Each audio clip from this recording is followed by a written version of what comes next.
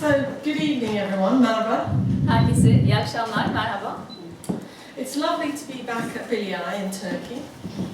Tekrar BİLYAY'da Türkiye'de olmak çok hoş. I feel like it's my second home. Sanki benim ikinci evimmiş gibi hissediyorum. So, this evening's talk is on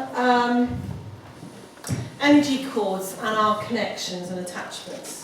Bu akşamın konusu enerji kordonları, bağlantıları ve eklentiler.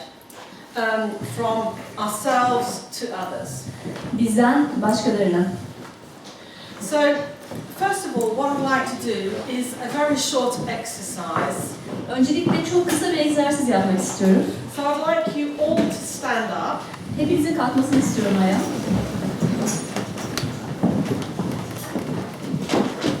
Okay. Good. And we all have imaginations. Ve hepimizin hayal gücü var. So we're going to put our imaginations to some work. Şimdi hayal güçlerimizi biraz çalıştıracağız. So I want you to close your eyes. Gözlerinizi kapatmanızı istiyorum.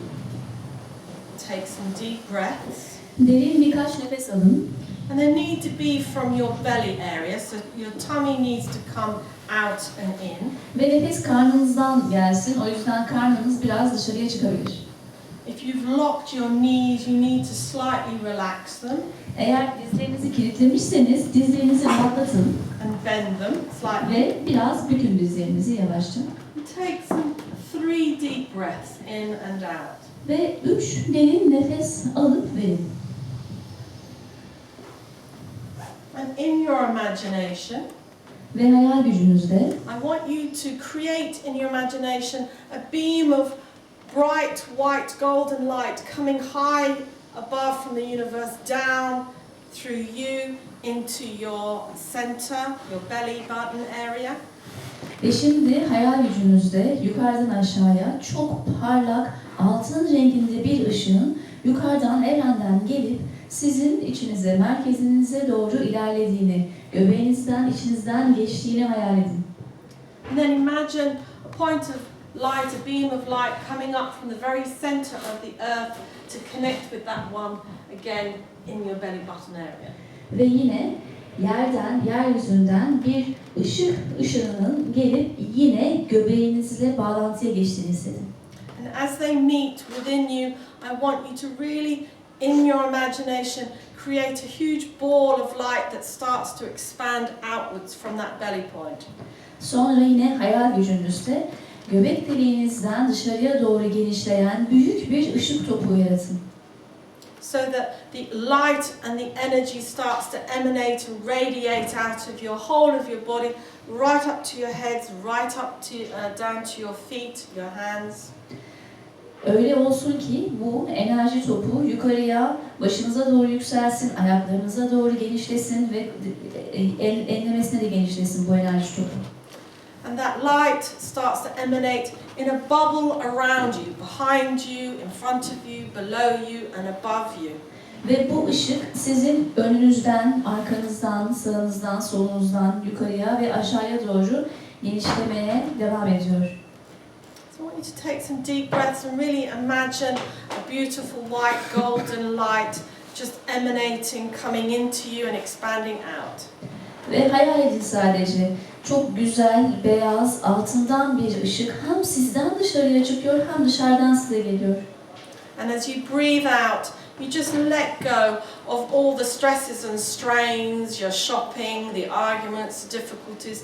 And imagine there's that grey, brown colour coming out of your mouth and going down into the earth to be just transformed. Ve nefes verdikçe verdiğiniz her nefeste tüm bu stres, dışarıdan getirdiğiniz her şey, alışveriş vesaire her neyse ağzınızdan kahverengi, gri bir ışık gibi çıktığını ve yeryüzüne doğru gittiğini hayal edin. So focus on that continuous energy coming in and you breathing out, really breathe out through your mouth all the stresses and strains and difficulties that you've had today. Nefes alırken o güzel enerjinin size girdiğini, nefes verirken de bugün yaşamış olduğunuz tüm zorlukların, tüm stresin, tüm sıkıntıların ağzınızdan, nefes ağzınızdan vererek dışarıya çıktığını hayal edin.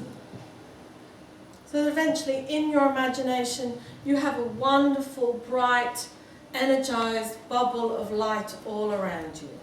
Hayal gücünüzde şu anda sizin etrafınızda harika, parlak, bembeyaz, altın renginden bir ışık var. And then you can open your eyes when you feel ready and comfortable with that bubble. Bu kabarcıkla, ışık kabarcıkla kendinizi rahat hissettiğinizde gözlerinizi açabilirsiniz. And then take a seat. Ve oturun yerlerinize.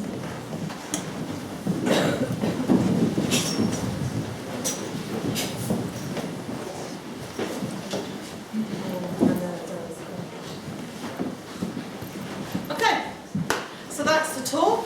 You've had an experience of energy. We might as well go home now. Evet, konuşma bu kadardı. Bir deneyim de kazandınız. Artık evlerinize gidebilirsiniz. It's simple. Bu kadar basit. You understand it all. Hepsini anladınız zaten. That's it. Bu kadar. That's my book. Benim kitabım bu. Bu kadar. No, I'm only joking. Şaka yapıyorum sadece. But what that exercise is about is really to help you visualize what at some level of your consciousness, your being, you already know. Bu egzersiz aslında sizin bilinç düzeyinde halihazırda bildiğiniz bir şeyleri tekrar yeniden gözünüzde canlandırmak içindi. In that one simple exercise, what it's doing is helping you remember you are bright balls of light. You are vibrating energy balls of light. Ve bu basit egzersiz sizlerin aslında bir ışık kabarcığı olduğunuz, bir ışık enerjisi olduğunuz ve bunu titreştirdiğinizi hatırlamanız için bir örnek. And that the higher being from the universe is indicating your connections to everything that is. Ve evrenden gelen bu yüksek varlıkta sizin bu enerji ve ışığınızı her şeyde gösteriyor aslında. And your connection from the earth is to keep on remembering you are human in this physical reality. You are connected with the earth. Ve yeryüzüyle olan bağlantınız da sizin bu fiziksel gerçeklikte bir insan olduğunuzu gösteriyor. Siz bu dünyada, bu fiziksel gerçeklikte bir insansınız. So really this evening's talk is all about energy, our connections with ourselves, other people, with the other worlds. Bu akşamın aslında konuşması enerjiler hakkında. Bizim dünyayla olan enerjimiz, enerji bağlantımız ve diğer insanlarla olan enerji bağlantımız. But I'm just going to say a little bit about myself if you don't know about me already. Eğer beni tanımıyorsanız kendim hakkında biraz bahsetmek istiyorum. If you are interested in the different talks that I've given over the years that I've been coming to BİLYAY, you can look at them at live stream. Eğer ilgileniyorsanız aslında benim bugüne kadar BİLYAY'a gelip yaptığım konuşmalarımı bakabilirsiniz. And at the end of the talk, if you're interested, I have some leaflets here that talk a little bit more about what I do, that you can take one if you're interested. Ve bu akşamki konuşmanın sonrasında eğer ilgileniyorsanız yine birkaç broşür var elimde. Yaptığım her şey hakkında bilgi var. Onları alabilirsiniz. I'm not going to talk about all of these, but on the slide you'll see there's a lot of different things that I actually teach, and I also give sessions for people in. Bunların hepsinden bahsetmeyeceğim ama görebilirsiniz. Ben ne tür çalışmalar yapıyorum ve ne tür seanslar yapıyorum insanlara. I'm not sure your mic's working. Mikrofon çalışıyor şu anda. So the main connection with all the things that I'm interested in is anything to do with what influences our lives. Benim ilgilendiğim konuların aslında ortak özelliği bizim hayatımızla ilgili olan konular. So we are made up of vibrating molecules. We are energy. Bizler titreşen moleküllerden oluşmuşuz. Bizler birer enerjiyiz. And I'm never too sure which word is correct in Turkish, but for me, we are also the soul spark that comes into the physical, energetic body. Türkiye'de bu hangi kelimeyi kullanmak daha uygun bilmiyorum ama bu bedene gelen ruh kıvılcımı olduğumuzu da söyleyebilirim. Soul spark coming to this body. Yeah. Some countries they say it's your higher self, it's the soul, it's the bright spark. Bazı ülkeler buna ruh diyor. Bazı ülkeler parlak bir kıvılcım diyor. Your spirit. Ya da yüksek benlik diyor. Your Ya da consciousness. spirit diyor. Türkçesi tam olarak biz ruh diye çeviriyoruz genelde. Ya da bilinç diyorlar. So whatever name you like to call it. Yani her nasıl adlandırmak istiyorsanız. We are a physical, but our physical body is actually vibrating molecules. Bizim fiziksel bir bedenimiz var ve aslında bu fiziksel beden titreşen moleküller. Now, one of the books that has a lot of really interesting information, and it has been translated in Turkish, is Barbara Brennan. Çok bu konuda iyi kitaplardan bir tanesi ve Türkçe'ye de tercümesi yapılmış Barbara Brennan'ın kitabı. Her two books, Hands of Light and Light Emerging. İki kitabı var Barbara'nın. Birisi Hands of Light, ışık elleri. Diğeri ise Light Emerging, ortaya çıkan ışık. And these are really interesting books because they have colored drawings about the different types and different levels of energy. Bunlar çok ilginç kitaplar çünkü farklı enerji türleriyle ilgili renklendirilmiş resimler var içinde. And as you can see here, this is meant to be a loving couple. They're light emanating, how they're merging together with each other. Bu resimde gördüğünüz birbirini seven iki insan, ışıkları birbirine yansıyor ve birlikte pırıl pırıllar. That is an ideal. Bu ideal olan tabii ki.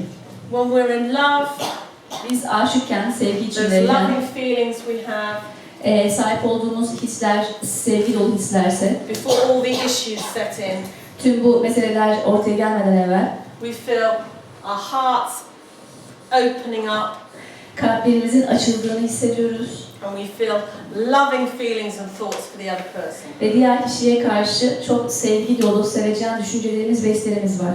It's a shame it doesn't last very long. Bunun çok fazla sürmemesi utanç verici değil mi? Ne The yazık. annoyance of when he leaves the toothpaste out. Ve özellikle de diş macununun kapağını açık bıraktığı zaman. The annoyance when she keeps on nagging because you haven't done the washing. The nagging when, so the husband nags the wife, isn't you know, she had, no, hang on a minute. The wife nags the husband because he hasn't done the washing. Ya da evin hanımının ya da kadının kocasına bulaşıkları niye yıkamıyor diye yakınmadan önce. All those little things that really bug us about each other. Yani birbirimiz hakkında bizi rahatsız eden tüm bu şeyler.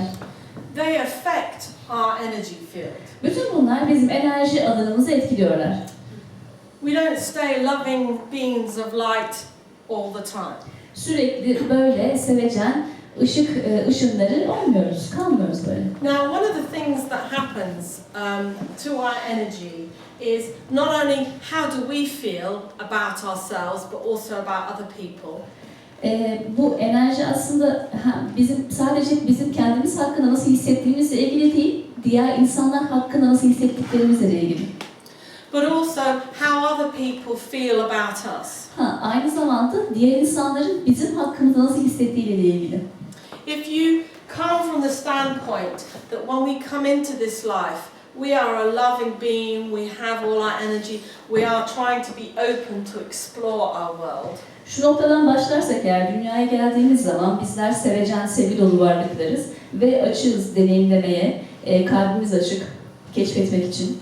When we suffer upset, trauma, difficulties, loneliness, emotional hurt, physical hurt, Biz acı çektiğimiz zaman, bir travma yaşadığımızda, incindiğimiz zaman, duygusal olarak olabilir, böyle bir zorluk yaşadığımız zaman, these all affect our energy fields. tüm bunlar bizim enerji alanımızı etkiliyorlar. Now, in Barbara Brennan's book, she has a few examples of what kinds of effects actually affect your energy field. Barbara Brennan'ın kitabında bununla ilgili birkaç örnek resim var. Neler sizin enerji alanınızı nasıl etkiliyor diye. I don't know if all of you can see. Hepiniz görebiliyor musunuz bilmiyorum. You might need to move your chair Belki sandalyelerinizi oynatmanız gerekebilir. or put some chairs at the back over here. Ya da orta kısmın arkasına doğru birkaç sandalye koyabilirsiniz, yer var. And if anybody wants to move over there in front of me. Eğer herkes oraya taşımak istiyorsa. So basically it's to give you an with how we feel, not only about ourselves, but about other people. Yani bu size fikir vermesi için bizim enerji alanımız hem kendimiz hakkında ne hissettiğimize göre hem de başkaları hakkında ne hissettiğimize göre değişiyor. They can develop crack-like tears in our energy fields. Enerji alanımızda böyle çatlaklar ve yırtılmalar olabilir.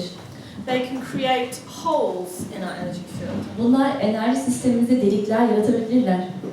When we're angry with somebody, we may project our energy at that person. Birisine öfkelendiğimiz zaman bu enerjiyi o kişiye doğru yansıtabiliriz. When we are in our health, when we are sick or ill, it affects every different layer of our energy field. Biz hasta olduğumuz zaman ise yine her enerji alanımızı da etkiler bu. So that we may be weaker to influences from other people. O zaman diğer insanların etkilerine karşı daha zayıf olabiliriz. Now, some of you may be familiar with this image that I have. Belki bazılarınız bu gösterdiğim görüntüye aşina olabilir. Because basically it shows a variety of different influences on our energy field. Çünkü bu temel olarak enerji alanımıza gelen çeşitli etkileri gösteriyor. In our energy field, the red mark, the zigzag mark can all indicate tears and difficulties. Bu enerji alanımızdaki bu kırmızı olan kısım ya da bu zigzaglı mor kısım enerji alanımızdaki çatlakları ve yırtıkları gösteriyor. And when our energy field is weakened for whatever reason, it means other energies have an easier entrance into our field. Enerji alanımızda her ne sebepten olursa olsun böyle bir yırtık ya da çatlak oluşmuşsa diğer enerjilerin bizim enerji alanımıza girmesine davet olmuş oluyor. So some people, they go to different places, different houses, different, in England in particular, different places that have experienced a lot of trauma, battles. Bazı insanlar mesela belirli bir yere gider, İngiltere'de var böyle yerler. Çok fazla savaş ve mücadele geçirmiş yerlerdir, mekanlardır oralar. And they have a weakened energy system, and those emotions, those battles, those spirits that may be hanging around will then have an easier access into their field. Ve zayıf bir enerji sistemleri varsa o alanda bulunan o zorluklar, travmalar, orada dolanan ruhlar o kişinin enerji alanına gelebilir. Some people can't see these energies, but they get very strong feelings. Bazı insanlar bu enerjiyi göremezler ama çok güçlü hisleri olur. And so they will talk about, oh, I just feel uncomfortable, I just feel something around my back. Şöyle söylerler, rahatsız oldum, sırtımda bir şey hissediyorum. I don't like going into that building. O binanın içerisine girmek istemiyorum. I don't like sitting next to your aunt at the dinner table because she really annoys me. Akşam yemeğinde teyzemin ya da halamın yanına oturmak istemiyorum çünkü beni gerçekten sinir ediyor. I don't want to sit with your father because I just want to kill him. Babanın yanında oturmak istemiyorum çünkü babanı öldürmek istiyorum o zaman. I don't know what it is about him, but he just makes me really angry. Onun hakkında neden bilmiyorum ama beni bir şey çok öfkelendiriyor. Not only do we get very strong feelings from being in certain houses or buildings or place, Belirli yerlere, belirli evlere ya da belirli mekanlara gittiğimizde değil bu sadece. we also get it if we're with people. Diğer insanlarla bir arada yaşadığımız zaman da hissediyoruz böyle. To give you a personal example, Size kişisel bir örnek vereyim. when I was much younger, Çok daha gençken I'd got up, I'd been late out dancing or something, and I got up and I was a bit tired. çok gece geç saate kadar dans etmiştim, dışarıdaydım. Sonra biraz yorgun uyandım. I was eating my breakfast and I went into the kitchen. Kahvaltı yapıyordum, yapmak için mutfağa gittim. And my dad was silent at the kitchen sink with his back to me, Babam da lavaboda sırtı bana dönük bir şekilde sessizce duruyordu. washing up, Bulaşık yıkıyordu, silent. sessizce. I went in, I was eating my breakfast, Ben kahvaltımı yemeye devam ediyordum. just waking up. Uyanıyordum yani. And I was standing near my father, and I started to feel really, really angry. Ve babamın yanına yaklaştığım zaman kendimi çok öfkeli hissettim. God, I was just feeling so angry. O kadar öfkeliydim ki. And I was thinking, who am I angry with? Kime kızıyorum ben ki diye düşündüm. I don't remember being angry. Çünkü ben öfkeli değildim, öfkeli olduğumu hatırlamıyorum. So I was still eating my breakfast and I walked out of the kitchen to sit down at the table. Hala kahvaltımı yemeye devam ederken dışarıda masaya oturdum mutfağın And I was dışında. aware I was feeling fine. İyi hissediyorum kendimi. So I put my breakfast down and I went back into the kitchen to stand near my father. Sonra tabağımı bıraktım masaya ve tekrar mutfağa döndüm. Babamın yanında I ayakta started to duruyorum. feel angry again. Tekrar öfkeli hissetmeye başladım. So I experimented with how far near to my father would I feel angry. Sonra denemeye başladım. Babamdan ne kadar uzak duruncaya kadar ben öfkeli hissediyordum acaba? How far away did I need to get where I wasn't feeling angry? Öfkeli hissetmemek için babamdan en az ne kadar mesafede olmam gerekiyordu? And I took a step forward, Bir adım ileri attım. wait a while. Biraz bekledim. Oh, I started to feel angry again. Evet, yine öfkeli hissetmeye başladım. Step back, Bir adım geri attım. wait a while, it just went away. Gitti. Gidiyordu birden. So I then started to speak to my father. I said, are you okay? Babamla konuşmaya başladım. Baba, her şey yolunda mı? İyi misin? No, your mother wants me to do the washing up and do the chores around the house. Hayır dedi. Annem benim bulaşıkları yıkamamı ve evin etrafında çalışmamı istiyor. And you've been in bed all morning. Ve tüm sabahtan yatakta yattım. He was very angry. Çok öfkeliydim. But it taught me something about our fields of influence. Ama bu bana bir şey öğretti. Bizim etki alanımızı gösteren. Very, very important Çok önemli. because my energy fields were weakened from my night out having fun and being tired in the morning. Çünkü benim enerji alanım gece sabahlamış olmaktan dolayı zayıflamıştı. But I was aware enough to understand, well, I hadn't been feeling angry 2 seconds before, so, there wasn't anything in my head at that time in the morning. Ama 2 saniye önce öfkeli olmadığımı hatırlayacak kadar olayın farkındaydım. So the energy had to come from outside. Yani öyle ki o zaman enerji dışarıdan bana geliyor olmalıydı. So it started me exploring how far do these influences, how do they get into our energy field and what can we do about them? Ve araştırmaya ve keşfetmeye başladım. Bu enerji alanları nereye kadar etkiliyor ve biz ne yapmalıyız onlara? But before I carry on, I just want to check out who's ever experienced sitting next to somebody, even a stranger at a bus stop or something, or a restaurant, and you want to get up and move. Put your Soru hands up. sormak istiyorum öncelikle size. Kaçınız aranızda bir kişinin yanında oturdunuz, tamamen yabancı bir kişi de olabilir bu, otobüs durağında ya da başka bir yerde. Oturduğunuz anda kalkıp başka bir yere geçmek istediniz. Just see some hands, just to get. Elinizi kaldırabilir misiniz? Yeah, so quite a few. Quite a few. Var, Quite a few. oldukça. So the opposite is true. You may feel you really like sitting next to certain people or really enjoy their company. Put your hands up if you've Bunun tam experienced tersi de that. olabilir. Bazı insanlar vardır, yanlarında oturmak size çok iyi geliyordur. Çok iyi hissedersiniz onların yanında olduğunuz zaman. Var mı? Ellerinizi kaldırabilir misiniz? Yeah, give me an idea. Yeah, okay, that's interesting. I had thought you were all going to put your hands up. You've had good experiences. Ben aslında iyi deneyim yaşayıp yaşamadığınızı sorduğumda herkesin elini kaldırmasını bekliyordum. But you didn't.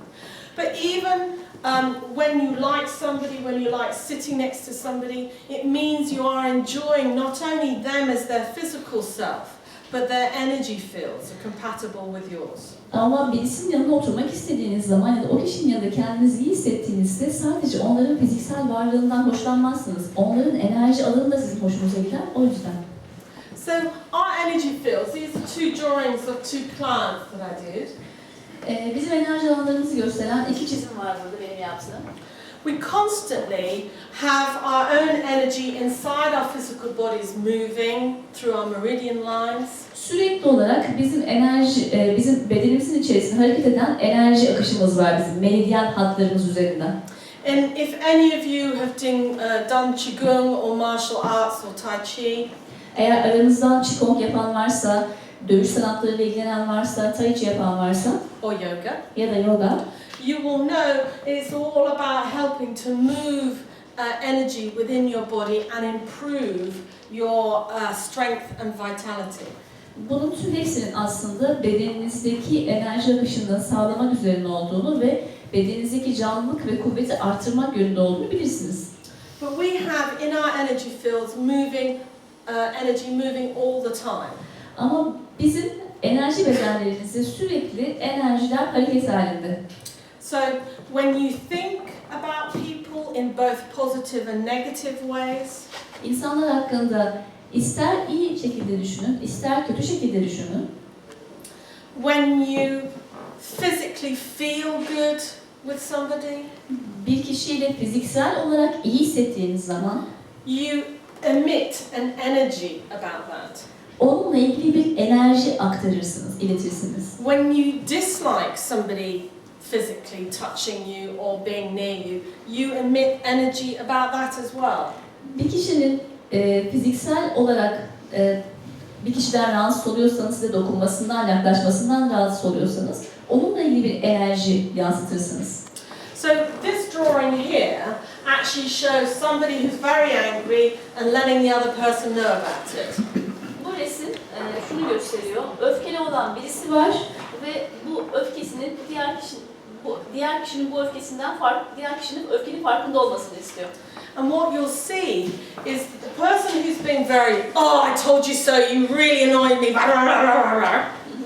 Burada bağıran bir insan var. İşte sen beni gerçekten öfkelendiriyorsun, sinirlendiriyorsun falan filan. The other person may physically be doing that, or they may be actually thinking that's what they're doing. Diğer kişi fiziksel olarak bunu yapıyor olabilir ya da zihinsel olarak böyle yaptığını düşünebilir. So I've drawn it as actually they're standing here going, I'm not listening to you, I'm not listening to you. Ben bu çizimi ellerini kulaklarına götürmüş şekilde yaptım. Ben seni dinlemiyorum, ben seni dinlemiyorum diyor. But what often happens is we don't actually do that, but we stand there trying to block it off, whatever it is that's being said. Ama genelde ne yaparız? Fiziksel olarak kulaklarımızı kapatmayız ama orada dururuz. Bize söylenen ne varsa onu bloke etmeye çalışırız. But what the other person who's angry picks up is literally that. I'm not listening to you, not listening to you, Ama o I'm not esnada listening to you. diğer kişinin algıladığı şey şudur. Hayır seni dinlemiyorum, seni dinlemiyorum. Doesn't matter what you say, I'm not Ne listening. söylersen söyle hiç umurumda değil.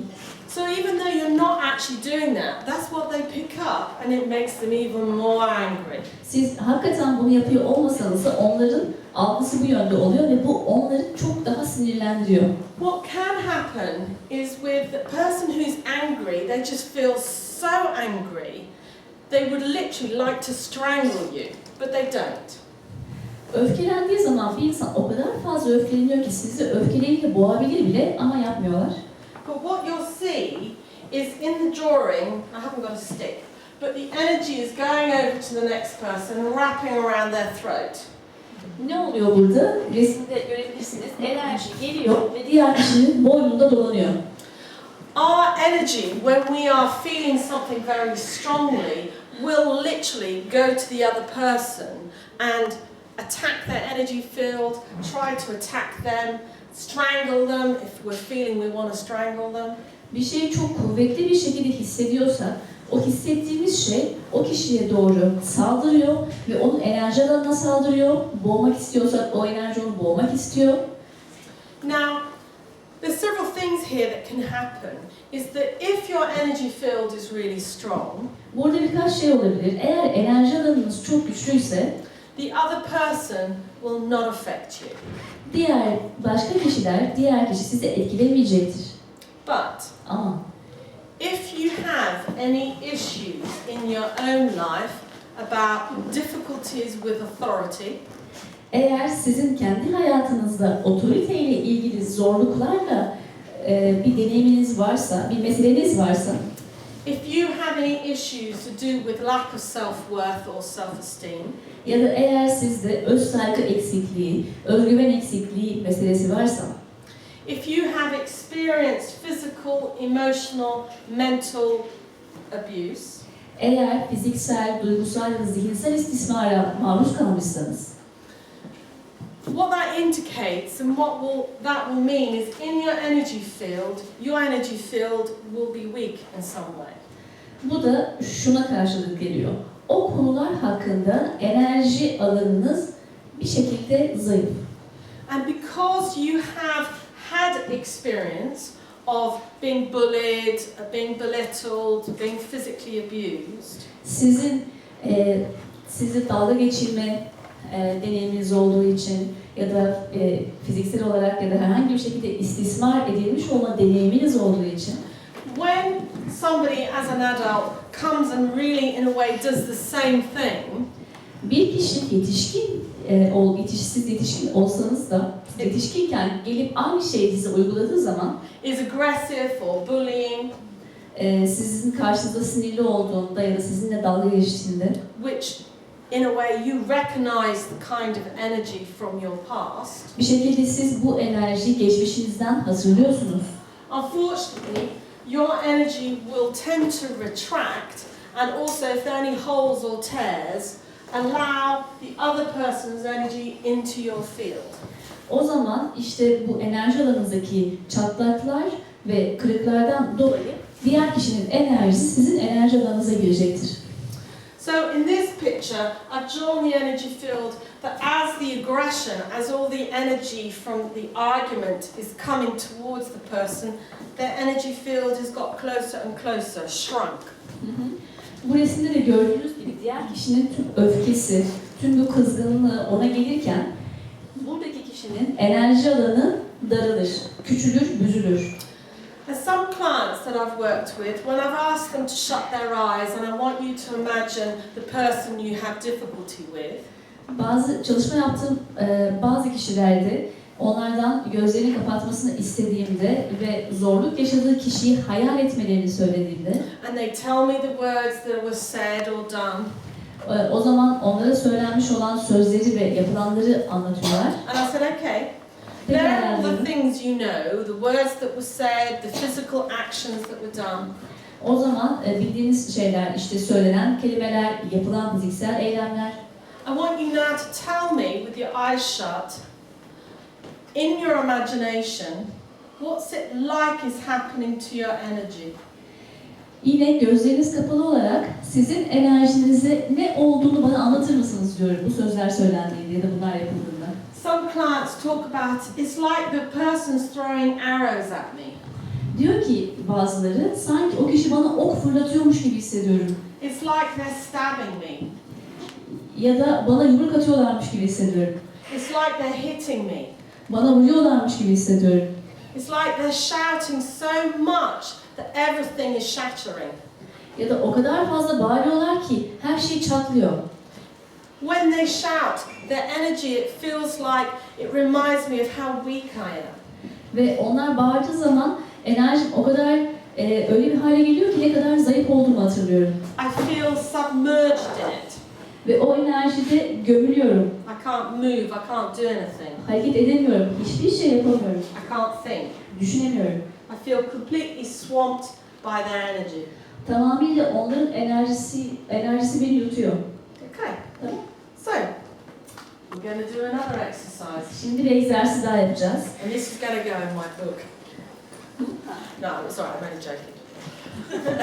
That's okay, okay. Right, so I'd like you all to get comfortable with your feet firmly on the ground Hepinizin çok rahat oturmasını istiyorum. Ayaklarınız yere bassın. to emphasize the connection with the earth. Yeryüzüyle olan bağlantınızı vurgulamak için. Okay. So I want you to shut your eyes, Gözlerinizi kapatmanızı istiyorum. take some deep breaths from the belly. Karnınızdan, göbeğinizden derin bir nefes alın.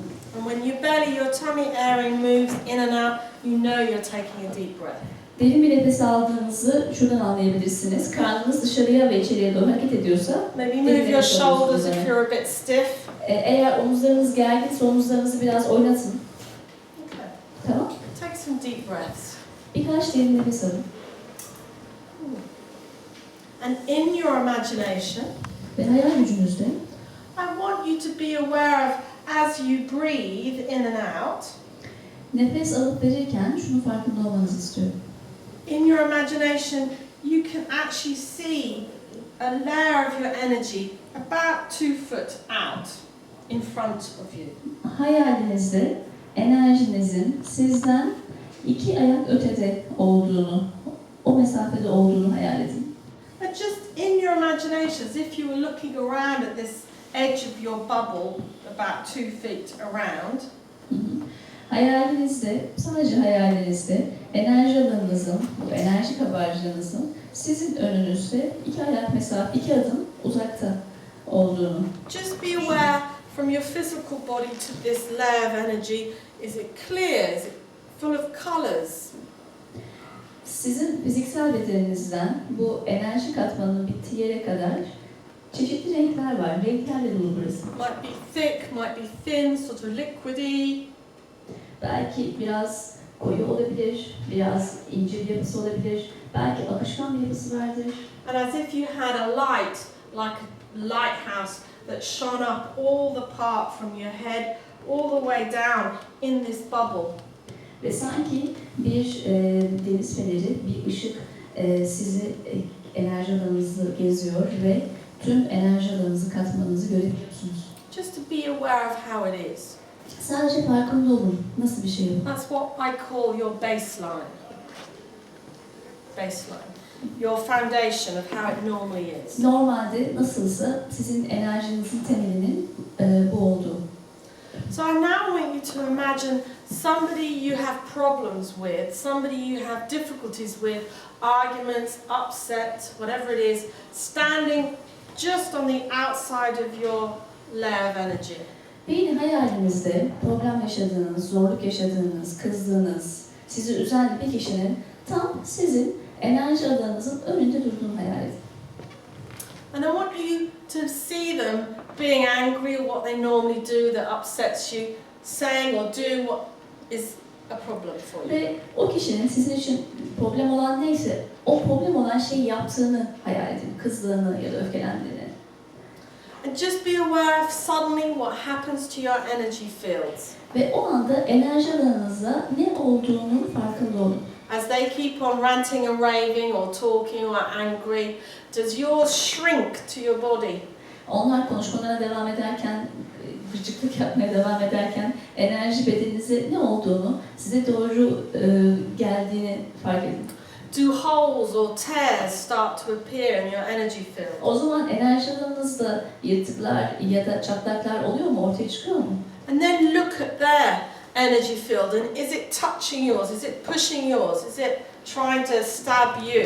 Ve onların enerji alanına bakın. Size saldırıyor mu, size yönleniyor mu, nasıl bir enerji alanları var? So just be aware of what it's doing. Sadece farkında olun. Nasıl olduğunu.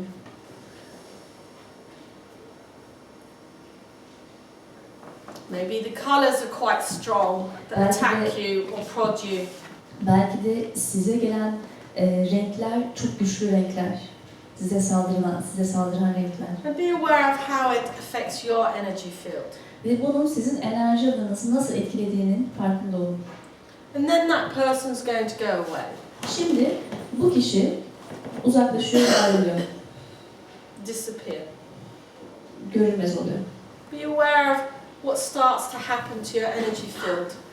Şu anda enerji alanınızın ne olduğunu, ne olmaya başladığını fark edin. How does it start to recover? Nasıl iyileşmeye başlıyor?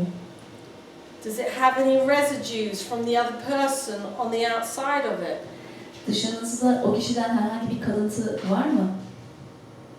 Maybe there are things sticking in your energy field since that person has had to go or attacked you. Belki de o kişinin size yapmış olduğu saldırıdan sizin enerji alanınıza yapışan bazı şeyler vardır. Just be aware of how in your imagination your energy field is. Sadece farkında olun hayalinizde bu enerji alanınızın şu anda nasıl olduğunu. And then take some deep breaths. Şimdi birkaç derin nefes alın. Focus on your breathing. Tekrar nefesinize odaklanın And then open your ve eyes. gözlerinizi açın.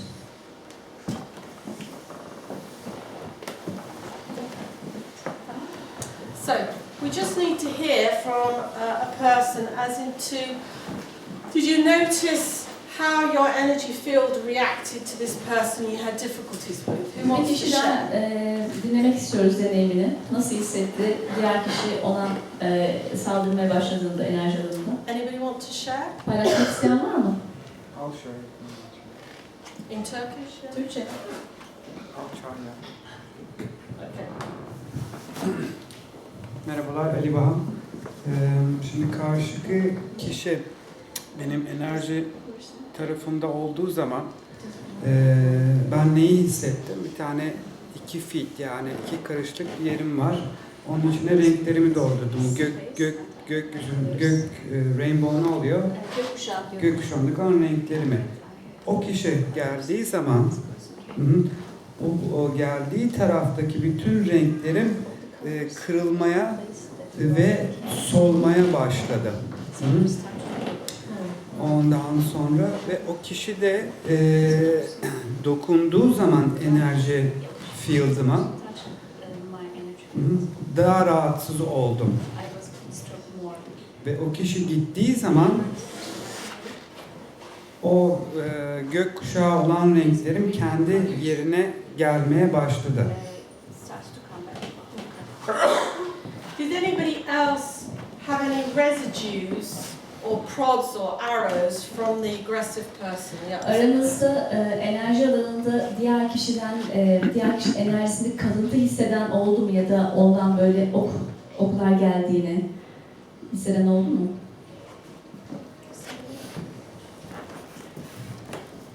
Bende şey oldu, önce renkliydi, sonra böyle bir şu ön bölgede, orta bölümde simsiyah böyle şey gibi sanki, bulut gibi siyah bulut oluştu. Sonra ama şey oldu, hani o uzaklaştığında o siyahlık yavaş yavaş griye döndü, beyaza döndü.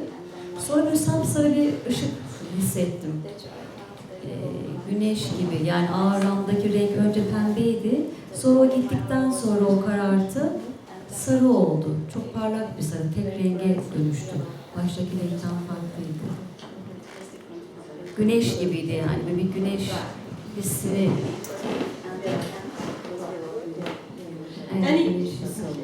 Teşekkürler. Anybody have any arrows from the other person stuck in their energy field? Diğer kişi gittikten sonra hala enerji alanında diğer kişiden kalma okların olduğunu. I still have some heaviness here. Yeah, okay. Burada biraz, bu tarafında biraz ağırlık var dedi. Was it a particular color or particular shape? Özel bir renkte ya da özel bir şekilde mi bu? Bunun bir his olduğunu söyledi. Just a feeling. Oh, just a feeling. Okay. So, we're going to do a finishing exercise to help you repair your energy field at the end. Şimdi en sonunda enerji alanınızı tamir etmek için bir egzersiz daha yapacağız. But I want to talk about energy cords. Ama sizinle enerji kordonlarından bahsetmek istiyorum. When we connect with people, İnsanlarla bağlantı kurduğumuz zaman, and that is both positive and negatively, bu pozitif de olabilir, negatif de olabilir.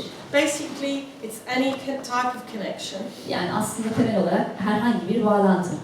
We all have a connection whether we like it or not with our family. Sevelim ya da sevmeyelim, hepimizin ailesiyle bir bağlantısı vardır, bağı vardır. Even if we don't get on with people in our family, we still have very strong energetic cords, ties to these people. Ailemizde bir kişiyi sevmesek de onunla çok kuvvetli enerji bağlarımız vardır. So what seems to happen is that when we then have particular types of interaction with people, İnsanlarla belirli bir etkileşim içinde olduğumuz zaman cords start to develop between our energy field and their energy field. bizim enerji alanımızda ve başkalarının enerji alanında kordonlar oluşmaya başlıyor. Now, I put this up as an example, Bunu bir örnek olarak buraya koydum. but I'm going to talk about a variety of different connections, these cords. Ama bu kordonların, bu bağlantıların çeşitliliğinden bahsetmek istiyorum. Both positively and negatively. Hem olumlu hem olumsuz. Because the clients I work with, they're wanting actually their lives to improve, they want more abundance in their life, they want to have happier relationships. Çünkü benim çalıştığım danışanlar genelde hayatlarını iyileştirmek istiyorlar. Daha fazla bolluk bereket istiyorlar, daha mutlu ilişkileri olsun istiyorlar. They want their career to improve, they want to have better jobs. Kariyerlerinin gelişmesini, ilerlemesini istiyorlar, daha iyi meslekleri olsun istiyorlar. So positive aspects, what I find are always connected with our energetic selves, our energy layers. Bu olumlu konular özellikle bizim enerji katmanlarımızla ilgili. When we can't stop thinking about somebody, Bir kişi hakkında düşünmeden duramıyorsak, there can be energy cords from us to that other person. bizden o diğer kişiye doğru giden bir enerji kordonu olabilir. When somebody is physically, mentally, emotionally abusive, they probably will have lots of cords connected to us. Eğer bir kişi fiziksel, zihinsel ve duygusal olarak taciz edici ise etrafında çok fazla enerji kordonu vardır. When we love people, we have energy cords attached to the person we love. Sevdiğimiz zaman insanları, sevdiğimiz insanlara karşı giden enerji kordonlarımız vardır. Obviously, loving positive relationships aren't an issue. Tabii ki sevgi ve olumlu ilişkiler bizim için bir mesele değil. So here we have a man and a female, their own individual energy fields. Burada bir kadın ve bir erkek var. Kendi bireysel enerji alanları var. And what you'll notice is that there are a particularly strong cord of energy around the pelvic area of the woman and to the pelvic area of the man. Ve gördüğünüz gibi kadının kasık bölgesinden erkeğin kasık bölgesine doğru giden kuvvetli bir enerji kordonu var. Now, a lot of the time in different countries I go to, there are certain taboos all around sexual femininity, maleness. Gittiğim birçok ülkede cinsellik ve özellikle kadının cinselliği hakkında çok büyük tabular var. And what I find is the more restrictive, the more you're not allowed to do this, you mustn't do that, you should only do this, that there is in a country, the more there are abuses in that area. Ve şunu fark ettim, bir ülkede bir konuda ne kadar fazla sınırlama varsa, şunu yapamazsın, bunu yapamazsın ya da şu yasaktır dediğinizde o konu hakkında daha fazla taciz oluyor. So, within each human being, we have a very strong, raw energy to do with our sexual drives. Hepimizin insan olarak çok güçlü bir cinsel güdümüz var içimizde. And this is fine if it is, should we say, manifested in a healthy, loving way. Ve bu sağlıklı ve sevgi dolu bir şekilde ifade edilirse her şey yolunda, bir sorun yok. But what happens in the clients that I see in their energy fields, that this can be one of the most damaging areas.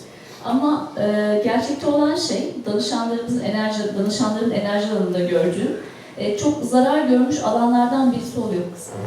So, clients come to me who have been physically abused. Fiziksel olarak tacize uğramış danışanlar geliyor bana. So, some of the energy that can be left over from being abused will be attached in the area of the pelvic region. Ve bu tacizden kalan enerjinin bir kısmı bu kasık bölgesinde kalabiliyor. The person tries to have a normal sex life later on.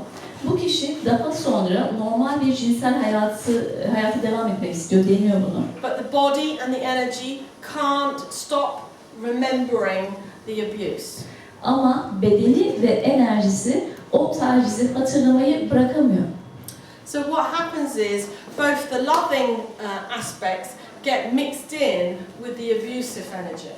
Ve sevgi konuları ise sevgi konuları da bu tacizle karışıyor, birbirine karışıyor bunlar. I have some clients who come to see me, both male and female, who say, I'm in a different relationship, I'm married, but I cannot stop thinking about this person. Şöyle söylüyor mesela, kadınlar da geldi, erkekler de geldi. Diyorlar ki ben şu an bambaşka bir ilişkideyim, evliyim ama o kişiyi düşünmeyi bırakamıyorum. It's interfering with my life. Benim hayatıma müdahale ediyor.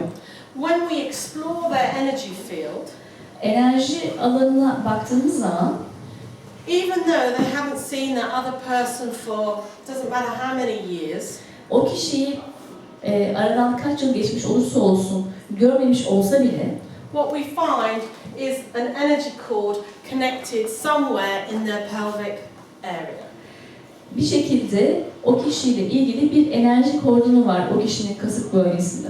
So what we have to do is actually unhook these. Unhook is the reverse of unhook.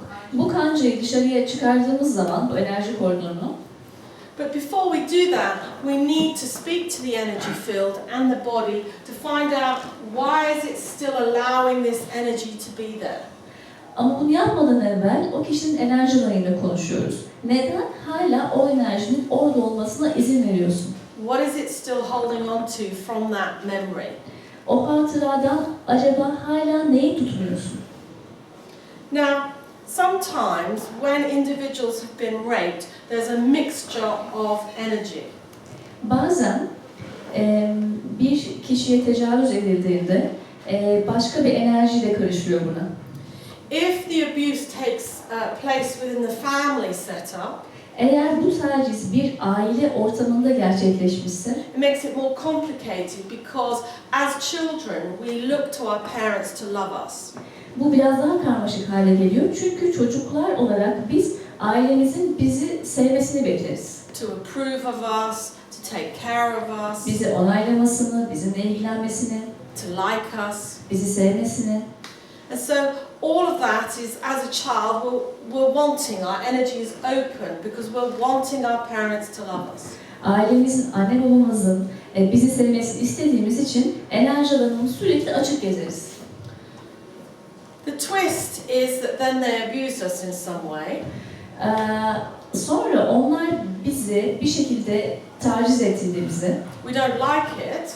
ve biz bunu sevmiyoruz. It may damage us Bu bize zarar verebilir. physically. Fiziksel olarak We may hate it, nefret edebiliriz bundan.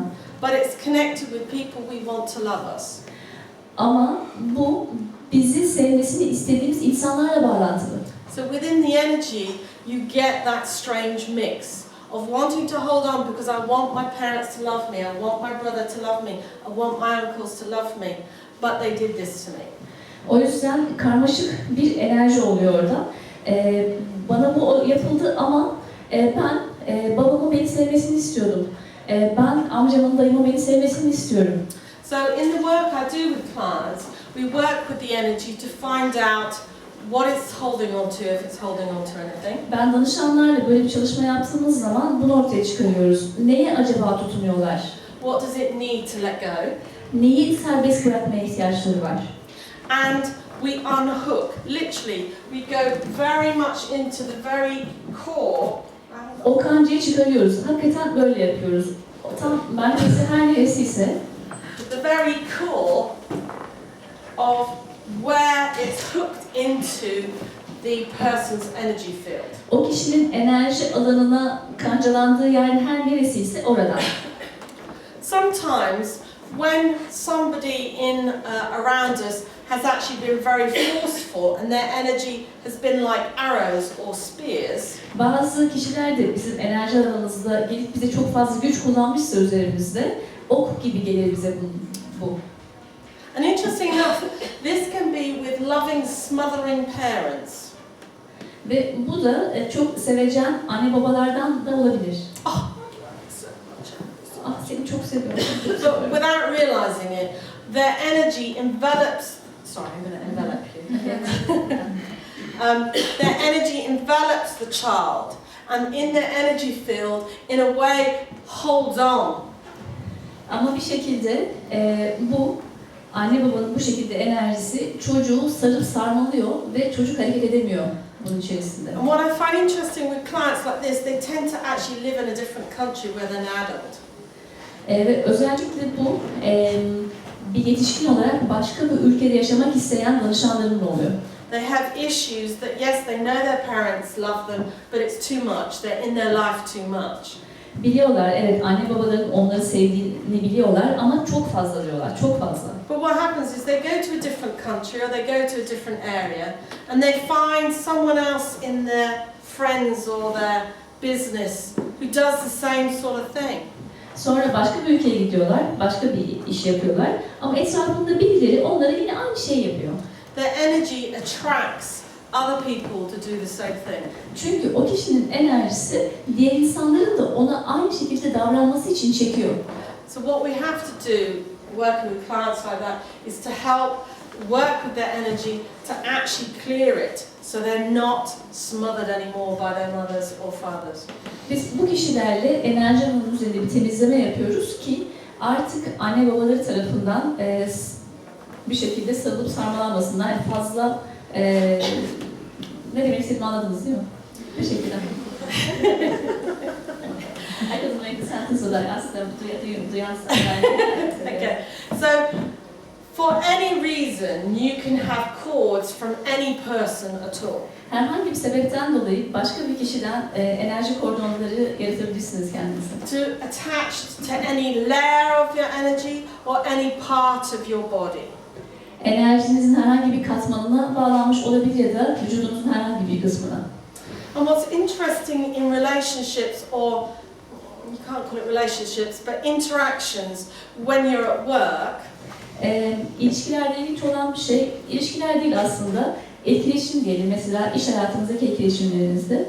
if you feel drained, Enerjinizin böyle tükenmiş olduğunuzu hissettiğinizde, if you have a manager or a boss who always seems to focus on you, sürekli size takmış olan bir patronunuz ya da yöneticiniz varsa, somehow no matter what you try and do, you always end up doing the extra piece of work or working long hours. siz ne yaparsanız yapın, sürekli fazla mesai yapmanız gerekiyorsa ya da daha fazla çalışmanız gerekiyorsa, It'd be worth to explore your energy fields enerji alanlarınızı keşfetmek iyi olabilir, diyebilir buna. to see what connection does that person have on your energy. O kişi sizin enerjinizde ne tür bir bağ sahip? Some people, without realizing it, actually just suck and drain other people's energy fields. Bazı insanlar bunu fark etmeden diğer insanların enerjilerini emiyorlar ve sömürüyorlar. And funny enough, when you explore the person's early childhood, it's a similar experience they used to have with somebody in their member of their family. Komik olan şu, eğer o kişinin çocukluğuyla bakarsanız, çocukluğuyla ilgilenirseniz, çocukluğunda ailesinden birisinin yapmış olduğu aynı harekettir o. It's almost as if you change the actual person from your childhood, but you go and find somebody as an adult to take over that role. Sanki çocukluğunuzdaki bir rolü alıp yetişkin olan hayatınızda başka bir kişi o rolü vermiş gibi olursunuz. Aren't we lucky? Şanslı değiliz, şanslıyız değil mi? So it's a chance to change everything. Yani her şeyi değiştirmek için bir şansımız var şu anda. Now, one of the things I just wanted to mention is that there's a lot of books talking about energy where they say, I know, cut the cord. Enerjilerden bahseden bir sürü kitap var ve diyorlar ki, biliyorum çözüm bu. Kordonları kesin. Just visualize your cords and cut them. Sadece onları kestiğinizi hayal edin ve onları kesin. Okay. Tamam. Many years ago, I used to experiment with that Çok yıllar önce ben de bunu denedim. with clients Danışanlarımla and myself. ve kendimde. And what used to always happen Hep şu oluyordu. is things didn't change. Değişmiyor bir şeyler. Yeah, you cut the cord, Kordonu kesiyorsunuz but you had left something in your energy field, ama enerji alanınıza bir şeyler kalıyor. flagging around. Orada devam ediyor yaşamaya. And what tended to happen is people would find another person who did the similar sort of interaction. Sonra şöyle oluyor, o kişi yine başka bir kişiyi buluyor ve o kişi yine öyle davranıyor ona. And they'd either, amazingly, have this cord reattached from somebody else to them, Ve acayip bir şekilde bu onlarda kalmış olan bu enerji kordonu parçasını gidip o kişiyle bağlıyorlar. or they'd have a collection of cords that they'd cut, and this new person who was a bully, abusive, or difficult, or problematic had their own cord in a similar place. Ya da bu kişinin kesmiş olduğu değişik kordonları var. Başka yeni bir insan geliyor, onu aşağılayan, ona kötü davranan, ona zorluk çıkaran ve onun kordonuyla bağlanıyor. I couldn't resist putting this picture up about cutting a man's tie. bu bir adamın kravatını kesme resmine koymaya karşı koyamadım yani. Çok koymak istedim. And the next one to it of cutting these cords. Yine yanındaki resimde de kordonları kesen bir resim var. What I can say to you is that I always recommend you experiment with your energy fields. Ben sizlere kendi enerji alanlarınızı sizin denemenizi, deneyimlemenizi tavsiye ederim. Find the things that work for you. Yani sizler, size ne yarıyorsa, işinize ne yarıyorsa onları bulun. The things I teach come out of my own experience and many years of doing different experiments. Benim öğrettiğim şeyler, benim kendi deneyimlediğim konulardan, kendi deneyimlerimden geliyor. You can also ask for help from different energies and beings. Aynı zamanda farklı enerjilerden ve farklı varlıklardan da yardım isteyebilirsiniz. In shamanic terms, you could ask power animals, elephants, lions. Şamanik olarak bakarsak, güç hayvanlarınızdan yardım isteyebilirsiniz. Fillerden, kaplanlardan. To come and help you. Size gelip yardım etmelerini. You could ask the flower, the plant kingdom to come and help you. Çiçek krallığından, bitki krallığından yardım isteyebilirsiniz.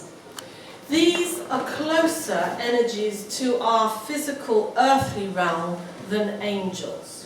Bunlar bizim enerjimize daha yakın enerjilerdir. Çünkü yeryüzüyle ilgili enerjilerdir. Meleklere kıyasla. Angels, I've already done a talk on angels some weeks ago, some months ago. Birkaç ay önce meleklerle ilgili de bir konuşma yaptım. So if you want to look at more information, have a look at that one. Daha fazla bilgi isterseniz onu dinleyebilirsiniz. But basically, if you look at the history of what angels get involved in, Ama temel olarak meleklerin neler yaptığıyla ilgili tarihçeye bakarsanız, they haven't had bodies or human lives for many, many eons.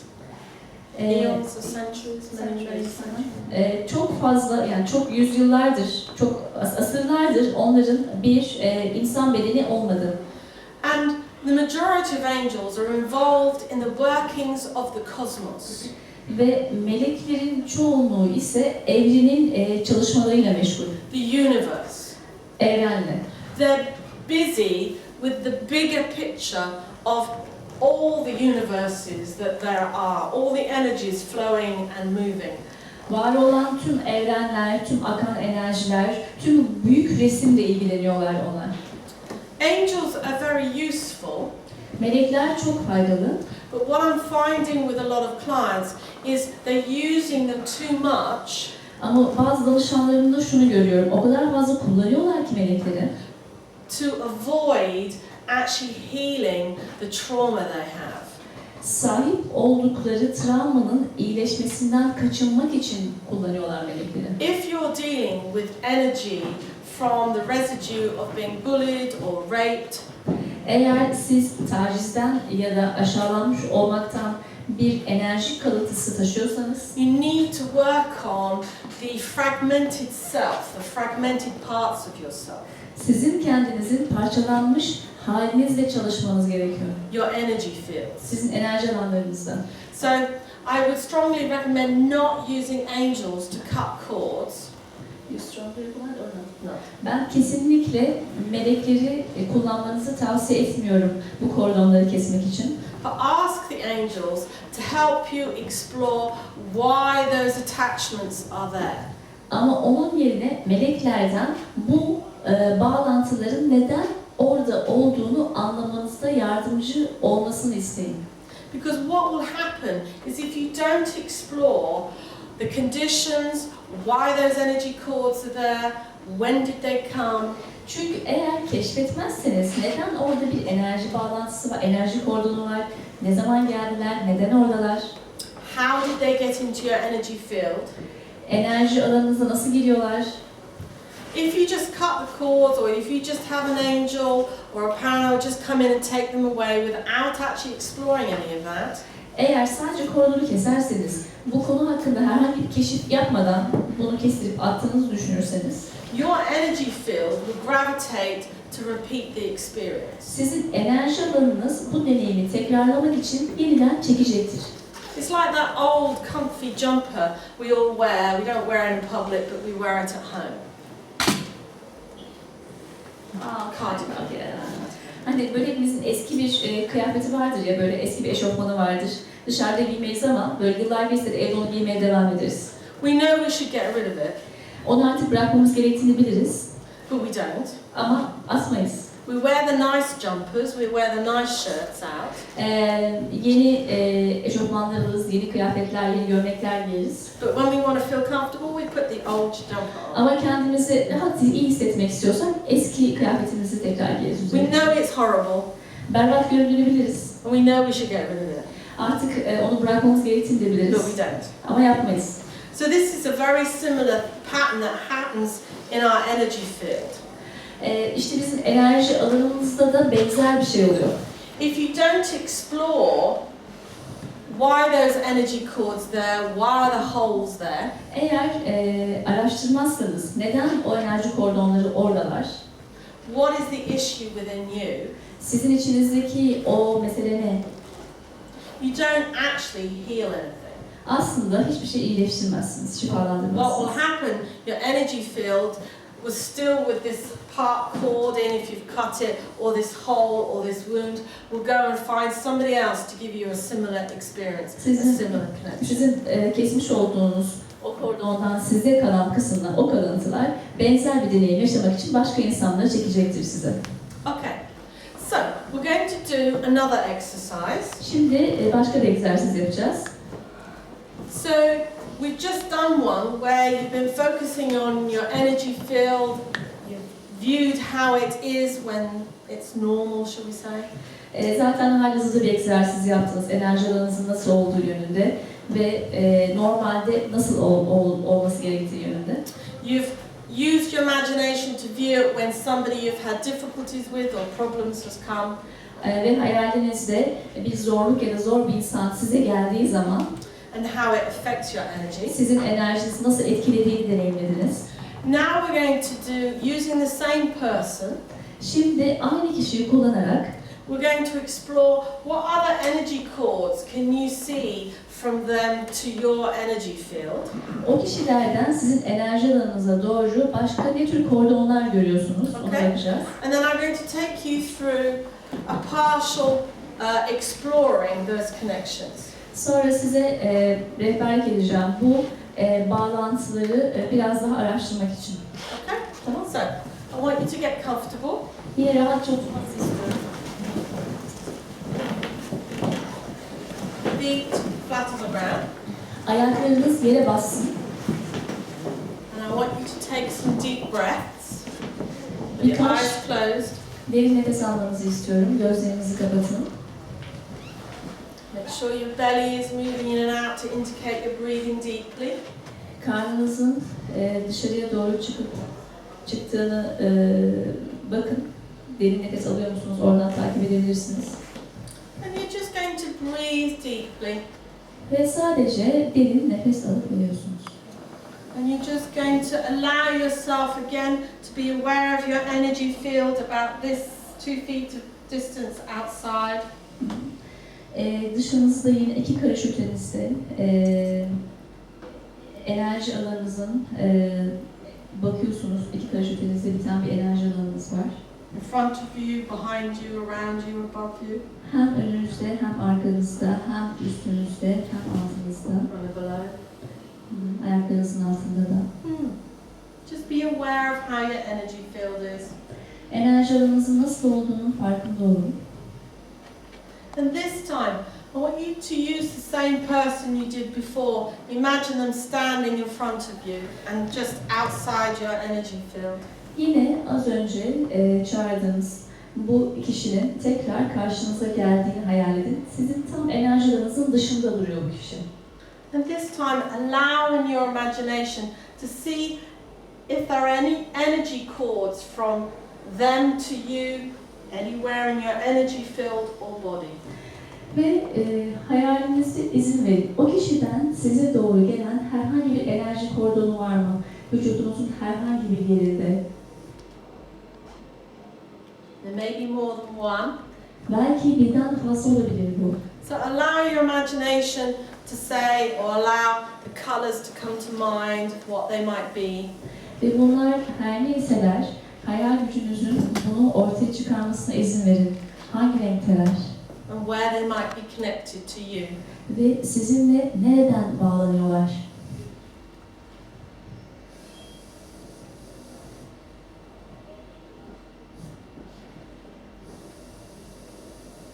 And then I want you to focus on one that seems to be the strongest for you. Ve sizin için en güçlü görünen bir tanesine, bir kordona odaklanmanızı istiyorum. And be aware of where it comes into your energy field and whether it attaches to a part of your body or at a certain distance. Sizin enerji alanınız nasıl geliyor? Vücudunuzun bir kısmına kadar gelebiliyor mu? Ya da belirli bir mesafeye gelip orada mı kalıyor? Be aware of the colour, the shape. Onun renginin farkında olun, şeklinin farkında olun. And then I want you in your imagination as if you could go to the very connection in your energy field with your hands. Ve hayalinizde elinizle bu bağlantının tam olduğu yere gidebiliyor musunuz? Bunun farkına varın. And if you're able to, you can put your hands actually in that area, on that part of the body, if you can, if you want to. Ve eğer yapmak istiyorsanız fiziksel olarak elinizi o alana götürebilirsiniz ve tutabilirsiniz elinizi o alanda. Or just imagine it. Ya da bunu sadece hayal edebilirsiniz. And now I want you just to see, when I ask this question, what instantly comes to your mind. Ve bu soruyu sorduğumda aklınıza anında ne geliyor? Bunun farkında olun. As if a memory could come up of when it first became attached to you. Belki bir anı gelir. İlk ne zaman bağlandığını anlatan bir anı olabilir bu. A scene, a particular event that happened will come to your mind. Ya da yaşamış olduğunuz spesifik bir olay gelebilir. O olayın sahnesi gelebilir aklınıza. Of what was happening to you, how you were feeling at that time. O an size ne olmuşsa ve o an siz nasıl hissediyorsanız. Whether you had any strong thoughts and feelings about what was happening to you. Size olan şey hakkında çok güçlü hisleriniz ve düşünceleriniz var mıydı? Just allow the first things that come to your mind. Aklınıza bu konuyla ilgili ilk gelen şeyin ortaya çıkmasına izin verin. And as if you were able to ask that connection, Ve sanki bu bağlantıya soruyormuşçasına, is this for my benefit? Is this negative for me? Am I ready to let it go now? Şimdi o bağlantıya sorun. Bu benim için olumsuz mu? Bana zarar veriyor mu? Artık onu serbest bırakabilir miyim?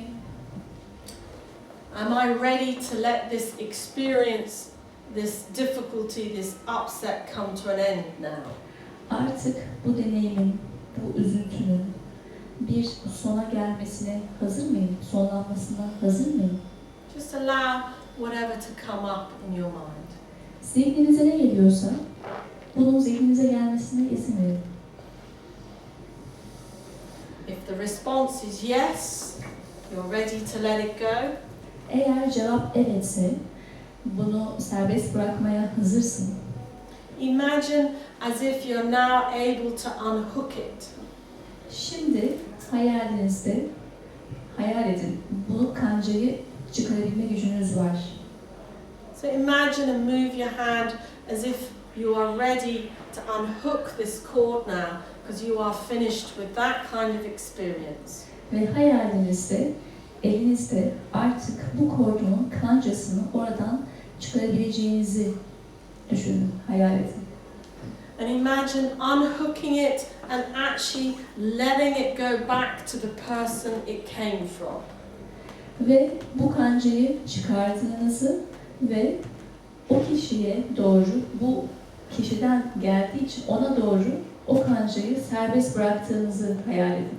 And say in your imagination, as you see it going back or giving it back to that person, Ve hayalinizde bu kancayı o kişiye tekrar verirken I am finished with this life's lesson. It is over. şöyle söyleyin. Bu yaşam dersini bitirdim. Artık bitti. I bring to an end this kind of experience from you. Seninle ilgili bu tür bir deneyimi sonlandırıyorum. And then I want you in your imagination or using your hands, I want you to put your hands on the layers of energy that have a hole where the cord went through.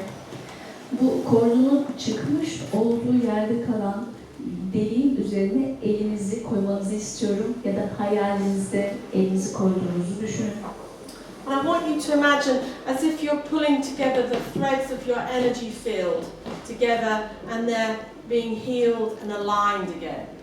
Ve enerji parçanızı tekrar birleştirdiğinizi ve orayı tamir ettiğinizi ve yeniden düzeldiğini hayal edin.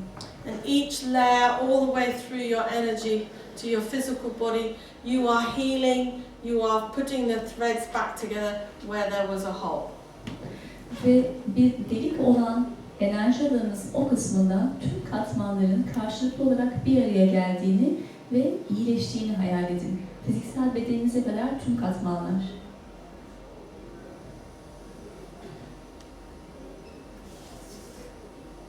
And then I want you to imagine the person who now has that cord that they've been given back. Şimdi karşınızda o kişiyi hayal etmenizi istiyorum tekrar. Kordonu geri verdiğiniz kişi. And you say to them, I am finished with this life's lesson. Ve ona şöyle söyleyin. Bu yaşam dersini bitirdim. It is over. Bitti. I no longer will allow this kind of energy connection. Artık böyle bir enerji bağlantısına izin vermeyeceğim. And see them going off their own way. Ve o kişinin kendi yoluna ilerlediğini, gittiğini görün. And then go back to your own energy field. Kendi enerji alanınıza geri gelin. And I want you to focus on that bright light that we started off with at the very beginning of the evening. Ve akşamın ilk başında başlamış olduğunuz o parlak ışığa gelin. And imagine that light expanding and emanating through your body into your energy fields. Ve bu parlak ışığın vücudunuzda genişlediğini ve ışıldadığını hayal edin. A bright light shining all the areas in your energy field. Bu parlak ışık enerji alanınızın her tarafında parlıyor. And then go back to your breathing. Tekrar nefesinize geri dönün. And then when you're ready, open your eyes. Ve hazır olduğunuzda gözlerinizi açın.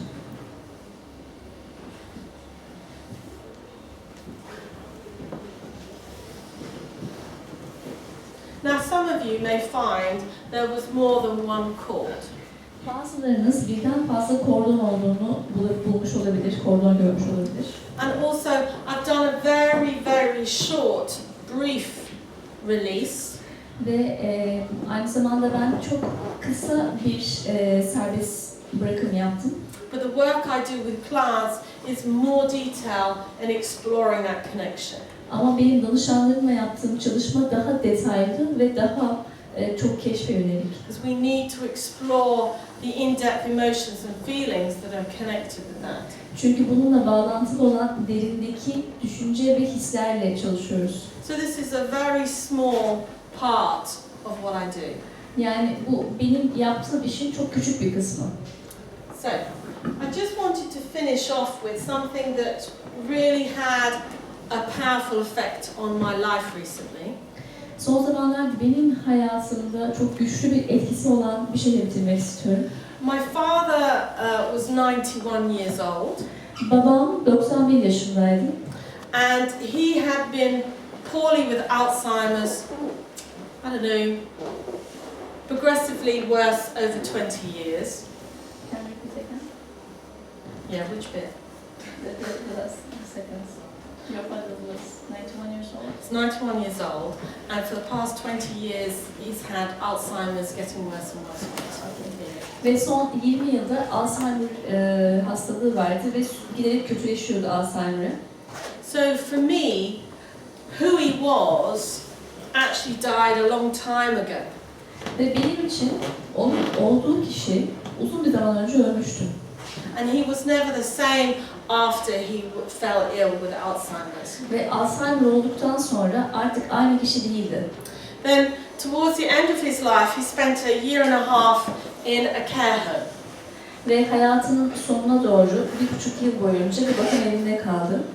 But what fascinated me about Alzheimer's, there were moments when he was there in his body. He was really, really present. Ama benim fark ettiğim şöyle bir şey oldu. Bazı anlarda onun gerçekten bedeninde olduğunu, mevcut olduğunu hissediyordum. And then he'd be gone. Sonra gidiyordu. Then he'd come back. Tekrar geliyordu. And it was like he was his old self. Eski kendi gibiydi o zaman. So, because I work in energies, Enerjilerle çalıştığım için I used to feel his energy field. onun enerji alanını hissedebiliyordum. There was a feeling, vibration that he had that I recognized even through his Alzheimer's. Alzheimer geçirdiği zaman bile benim tanıdığım bir titreşimi vardı onun. So, and I've always been doing this, so I knew him. Hep bunu yaptığım için onu tanıyorum yani. So recently he died Geçenlerde öldü. in February, Şubat ayında. which was a very emotional time. Benim için çok duygusal bir zamandı. And I went to see his body. Ve bedenini görmeye gittim. What I found interesting was that although he died, his energy in the room was still partially in his body. Ve ölmesine rağmen odadaki enerjisi kısmen hala onun bedenindeydi. So through my tears, I was saying, you need to go to the light. Ve gözyaşlarıyla ona şöyle söyledim. Senin ışığa gitmen gerekiyor. Because for a long time now, when I visit him, I'm emotional, but I get on with my life. It's been going on a long time. Çünkü uzun zamandır onu görmeye gidiyordum, duygusallaşıyordum ama sonra tekrar kendi hayatıma devam ediyordum. So he died, and some weeks later, I was teaching a workshop in Ireland. Ve vefat etti. Birkaç hafta sonra İrlanda'da bir atölye çalışması yapıyordum. And because where I was working was a place that supports families after someone has committed suicide in the family, Ve benim çalışma yaptığım yer, ailede birisi intihar etmişse, intihar ettikten sonra ailelere destek olan bir yerdi. we were doing a group ceremony to help all the spirits move on into the light to their ancestors. Bir grup töreni yaptık. Tüm bu ruhların atalarına gelişini kolaylaştırmak için. This picture, Bu resim, I look lovely here, don't I? Yeah. Yes,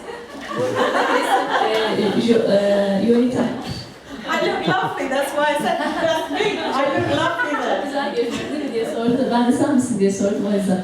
Where is my drawings that I can make me look lovely? Benim resmim olduğu için kendimi güzel çizdim bu resimde. So that's me. Orada gördüğünüz kız benim. I'd like to be. We were doing the group. Here's members of the group. Bu grup çalışmasını yapıyorduk.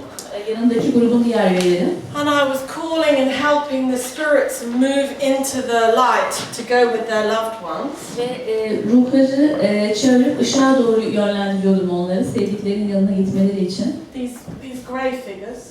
Bu arkadaki gri figürler onları temsil ediyor. Because I see different spirits, movement, grey figures. I didn't know who they were. They went into Çünkü me. farklı figürler görüyorum. Gri figürler bunlar benim için. Kim olduğunu bilmiyorum onların. And then I noticed this huge bright light. Sonra bu çok büyük parlak ışığı fark ettim. I wondered what was happening. I wondered what was happening. Ne oluyor diye merak ettim. It's not working. Ne oluyor diye merak ettim. I kept watching, İzlemeye devam ettim. and this beam of energy, light, golden light, came and touched me here. Ve bu enerji, bu ışık, bu altından ışık gelip buraya bağlandı. As soon as I felt the energy, Ve bu enerji hissettiğim an, it was my father. bu benim babamdı. His energy that I had always felt when he was alive was instantly, now he was feeling my energy. Ve benim hep onu gördüğüm zaman hissettiğim enerji artık şu an bana gelmişti. Bana hissettiriyordu kendimi. So sometimes the energy cores that come to us or connect with us are actually from loved ones in the other realms. Bazen enerji kordonları başka alemlerdeki bizim sevdiğimiz insanlardan gelir bize. It was an amazing, wonderful, loving experience. Bu muhteşem, harika, sevgi dolu bir deneyimdi benim için. And what I found frustrating about it is because I wanted it to continue, I wanted to feel him and talk to him, but I was running a group. Ama burada kötü olan şey şuydu, ben buna devam etmek istiyordum. Onunla konuşmak, onu hissetmeye devam etmek istiyordum. Ama aynı zamanda bir grubu yönetiyordum. It was a mixture of intense love, intense, I can't describe to you the intensity, intense divine love. Çok yoğun, ne kadar yoğun olduğunu tarif edemiyorum. Çok yoğun, ilahi bir sevgi hissediyordum. An intense pain of loss. Ve aynı zamanda bir kayıp acısı da hissediyordum o anda. An annoyance because I had to carry on with the group. Tabii biraz da kaygı da sinir de oldum çünkü o esnada o grubu da devam ettirmem gerekiyordu. O çalışmaya devam etmem gerekiyordu. I said goodbye Hoşça kal dedim and the cord left me. ve kordon beni bıraktı. And I opened my eyes, but I couldn't speak because I was crying. Gözlerimi açtım ama konuşamadım çünkü ağlıyordum. When you have a connection from the spirit world that is of pure love, Ruhlar alemiyle bir bağlantı kurduğunuz zaman bu tamamen saf sevgidendir. and some mystics talk about the divine love, Ve bazı mistikler ilahi aşktan, ilahi sevgiden bahsederler. can be both intense love but intense physical pain. Çok yoğun bir sevgi de olabilir, çok yoğun bir fiziksel acı da olabilir. But it made me happy that I knew he was very well on the other side. Ama bu beni mutlu etti çünkü onun diğer tarafta mutlu olduğunu gördüm. Anyway, that's my experience to share with you. Bu benim deneyimimi sizlerle paylaşmak için. And I hope you enjoyed the talk. Umarım hoşunuza gitmiştir konuşma. So before we finish, if there are any short questions, Bitirmeden önce kısa sorusu olan var mı? I open to the floor.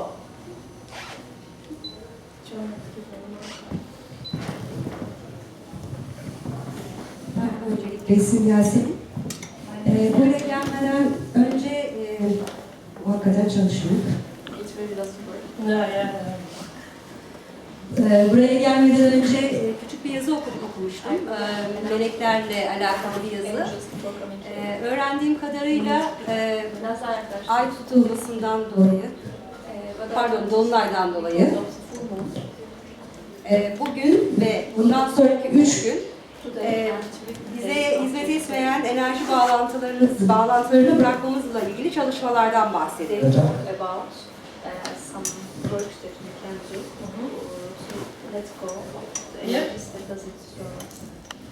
Şimdi biraz önce yaptığımız çalışmayı göz önünde bulundurunca tabii geçmişten gelen bağlantılar olduğunu düşünüyorum bu bağlantıların. Deneyimlerde çok fazla olduğunu düşünmekteyim. Dolayısıyla bu 3 gün içerisinde bu kadar bağlantının hani teker teker o bağlantıda olduğumuz insanları çağırıp imajinasyon yapıp da bağlantıları koparmak veya şifa vermek hani adı her neyse mümkün olabilecek mi? Yoksa genel olarak hani bir adı var mı? Ben bize hizmet etmeyen bu enerji bağlantılarından o kancaları çıkarmaktan bahsediyorum. Doğru ifade edebildim. Tamam. We talked about like an experience of releasing some cord. later, as in the comments that because of the full moon, today and 3 days from Yeah. today, it's good time to get rid of this, to release this, let go of this bonds. So can we work on this releasing, letting go of this energy bonds in these 3 days, or is there any general work that we can do about it? The real answer to that Bunun gerçek cevabı is there are so many different ways that you can let go energetically. enerjetik olarak bunu serbest bırakmanız için çok çeşitli farklı yollar var And in more detail, ve daha detaylı you'd need to come on a workshop. bir atölye çalışmasına gelmeniz gerekir. That is the truth. Gerçek bu. But yes, you Ama can evet. do letting go rituals during the very potent moon phase. Çok güçlü ay dönemlerinde bu serbest bırakma ritüellerini yapabilirsiniz. Yeah. You could also focus on your energy field Enerji alanınıza odaklanabilirsiniz and call in a power animal ve bir güç hayvanı çağırabilirsiniz. to help you let go. Sizin serbest bırakmanıza yardım etmesi için. That there are many, many, many different forms of rituals and ceremonies to letting go, but too many to talk about now. But we have gone through one. Serbest bırakmak için çok çeşitli yöntemler ve törenler var. Biz sadece bir tanesinden bahsettik ama şu an bahsetmek için uygun zaman değil. But I am in reality writing a book, so it will be in there. Ama aslında bir kitap yazıyorum ben ve bu kitabın içinde olacak. O zamana kadar bağlarımla birlikte yaşayacağım dedi. So till that time I will live with my chorus with me. Yeah. Or do what we've done this evening. Ya belki evet. Ya da bizim bu akşam yaptığımız şey yapabilirsiniz. Or come and explore it in a session. Ya da bir seansta gelip bunu keşfedebilirsiniz. That we can actually go much deeper. O zaman çünkü daha derine gidebiliriz. Anybody else? Başka? Teşekkür ederim. Okay. Peki. No other questions? Başka soru yok mu? The lady there, she looks like she wants to ask Sanki something, soru but sormak not istiyor sure. musunuz ama pek emin değilsiniz. Does she really want to share it with everybody? Belki de herkese paylaşmak istemiyorsunuzdur. Ağlama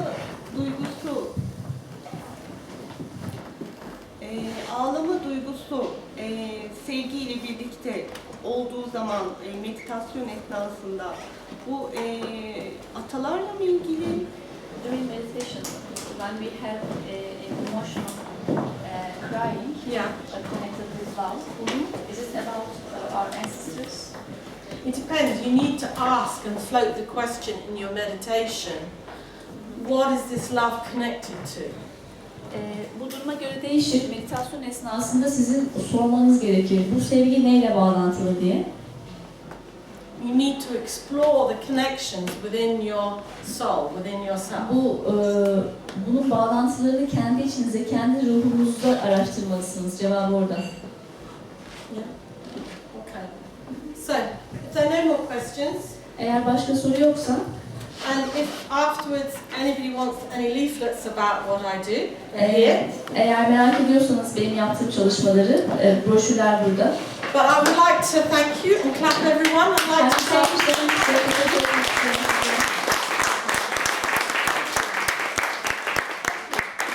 Teşekkürler. I hope you enjoyed it. Umarım keyif almışsınızdır.